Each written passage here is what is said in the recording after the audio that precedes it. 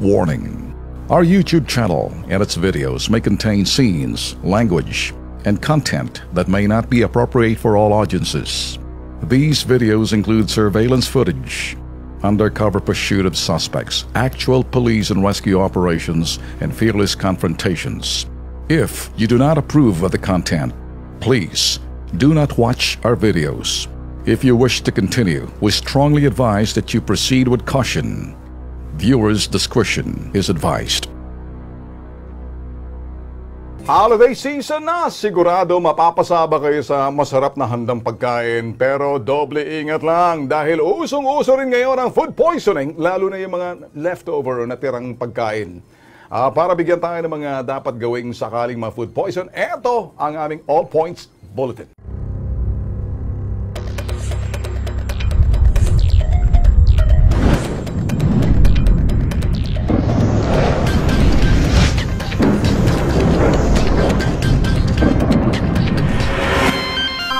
Likas sa mga Pinoy ang paghahanda tuwing may okasyon.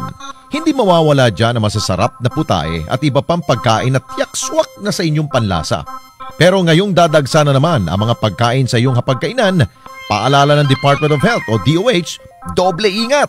When we say food poisoning or gastroenteritis due to contaminated food, there will be 2 or more who ate the same food item and who will present with diarrhea, vomiting, sometimes with fever, abdominal cramps, then there will be dehydration. Dagdag pa ng DOH, maging maingat sa pagpili sa mga pagkain.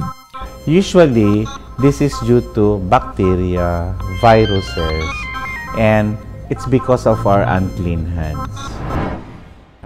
Hanggat maaari, matapos lutuin, kainin agad ito. So kung mainit mo siyang hinanda, pag kinain mo, dapat mainit pa rin. Yung nagandaan ng food should make sure na within 4 hours na-consume yun.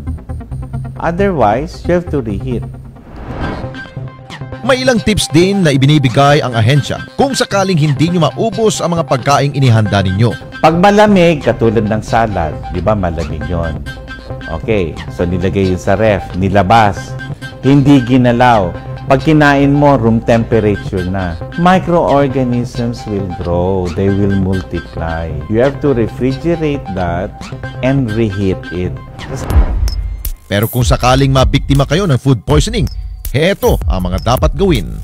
Because food poisoning is associated with diarrhea, that's losses of water and electrolytes sa katawan natin.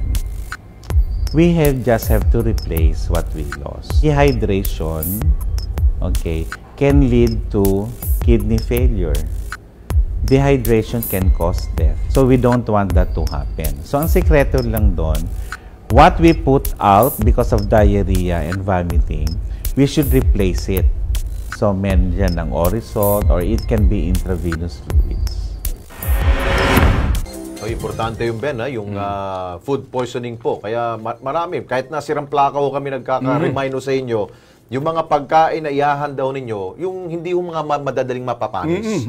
Diba? Tulad na adobo, hindi mapapanis. Hindi agad mapapanis yun. Pero may mga nag-adobo ba sa Christmas? Sabi nila, the whole year na adobo tayo, iba naman.